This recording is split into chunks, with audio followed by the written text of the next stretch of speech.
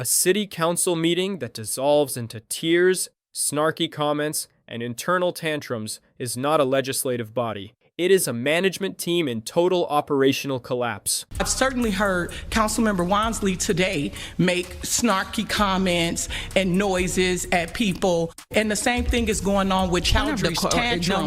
Her tantrum she's having up here because we're not voting like she wants us to. If she wants to have a tantrum because we're not giving her a unanimous vote, that's her problem. While local leaders are busy auditing global affairs they have no jurisdiction over, the federal courts are quietly rewriting the ledger of immigration enforcement across the entire country.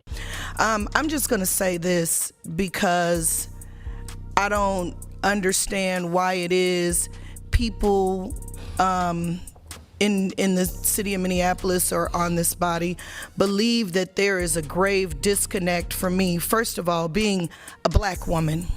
I wake up every day black.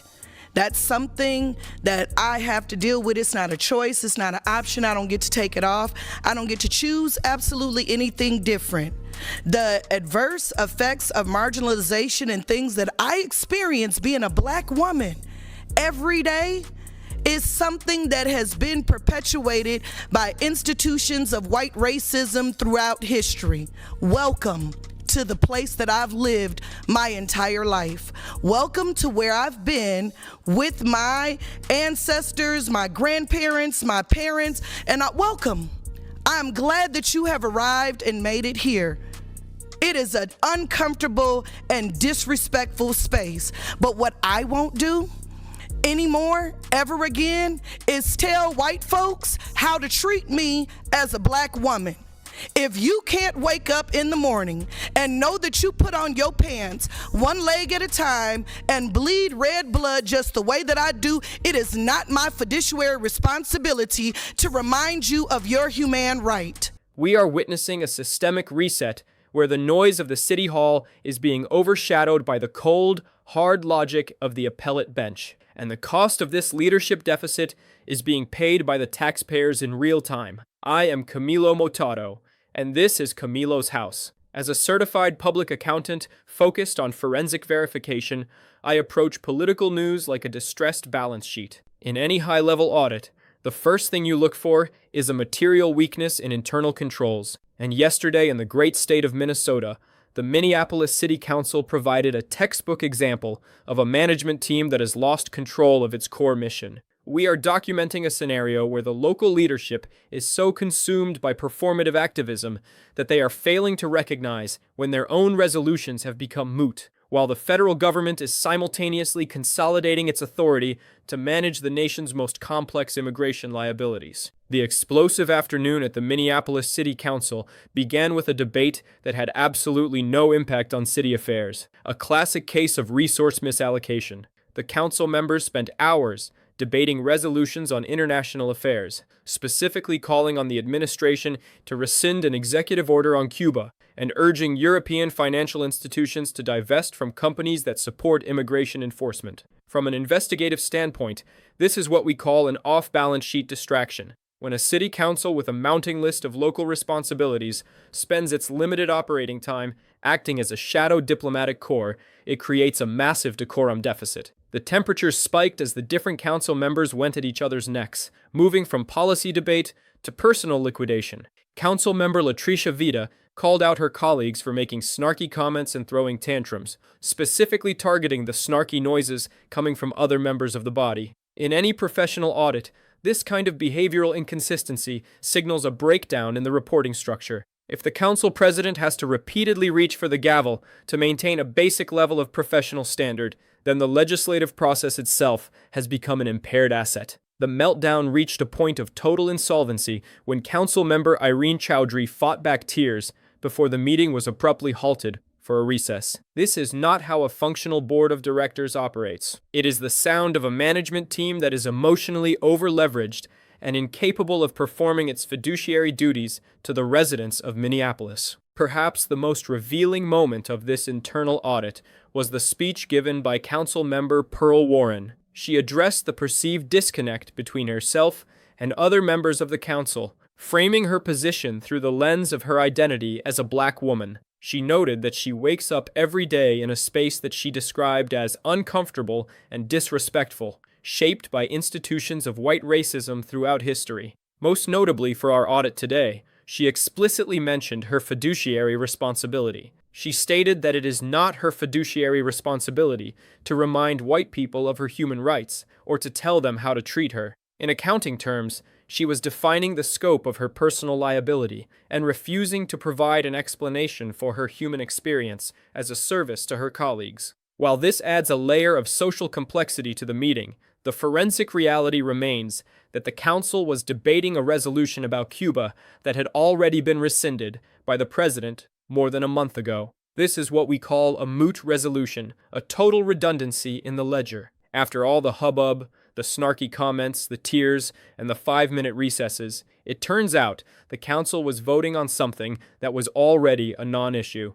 As Latricia Vida later pointed out on social media, her colleagues need to stop pretending to be diplomats and start focusing on the actual city affairs they were elected to manage. This is a material misstatement of purpose. When you spend taxpayer-funded time auditing an executive order that doesn't exist anymore, you are proving to the public that your internal reporting standards are functionally bankrupt. While the Minneapolis City Council was busy melting down over redundant international resolutions, the Trump administration was racking up a major win in the Eighth Circuit Court of Appeals. This is where the real balancing of the books is happening. For months, the surge of immigration enforcement in Minnesota during the winter led to a wave of legal challenges. Federal judges in lower courts had repeatedly found that detainees were being held illegally without being granted a bond hearing in immigration court. These lower court rulings acted as a temporary injunction, leading to many detainees being released or allowed to postpone their cases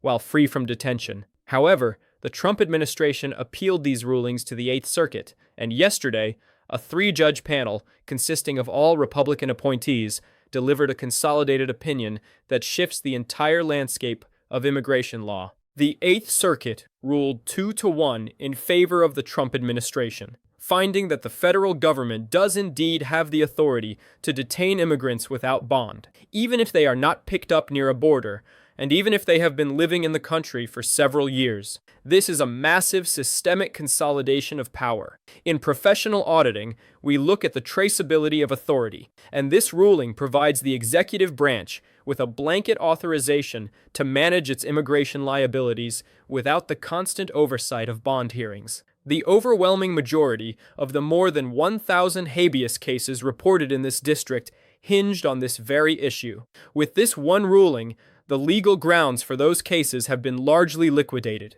Attorney General Pam Bondi celebrated the ruling as a massive victory for the law and order agenda, explicitly targeting what she called activist judges. From a forensic perspective, this ruling aligns the Eighth Circuit with the Fifth Circuit, creating a growing consensus in the federal bench that supports the administration's detention strategy. While local immigration attorneys argue that this decision is disappointing and hard to reconcile with the consensus of over 100 other federal judges, the Eighth Circuit's opinion is now the governing standard for this region. This issue is clearly destined for a date with the Supreme Court, but in the meantime, the administration has been granted the legal liquidity it needs to proceed with its enforcement surge without the threat of immediate court-ordered releases. We are looking at a profound reset of the political and legal landscape. On one hand, you have the Minneapolis City Council, a local body that is functionally divided, arguing over moot points and struggling with basic decorum. On the other hand, you have a federal administration that is successfully navigating the appellate courts to solidify its long-term authority. The contrast between these two levels of government is a material fact that every stakeholder in the country needs to understand. The local management is distracted and redundant, while the federal management is focused on expanding its operational reach. This reset goes beyond just a few court cases or council meetings. As I sign off on this audit, I have to ask the question that is on everyone's mind. Is everything just breaking down? Or are we witnessing a total revaluation of the system? It feels like the former alliances and the ways of operating that we once took for granted are being reset down to zero. Democrats are having to redefine what they are, And as we saw in Minneapolis, those definitions often lead to internal conflict and emotional insolvency. Republicans are also having to redefine who they are, as the law and order agenda pushes the boundaries of executive power.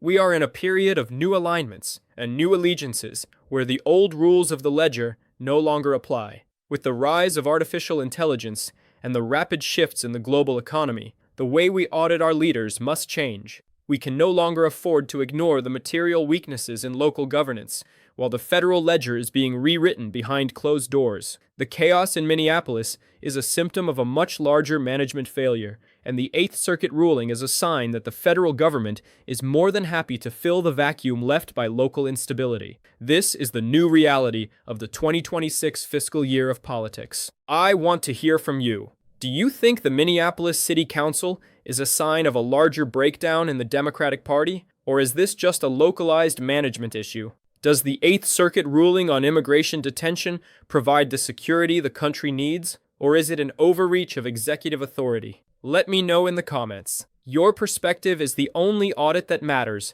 when the future of our communities and our national security is on the line. I am Camilo Motato for Camilo's House. Subscribe to stay informed on the numbers behind the headlines.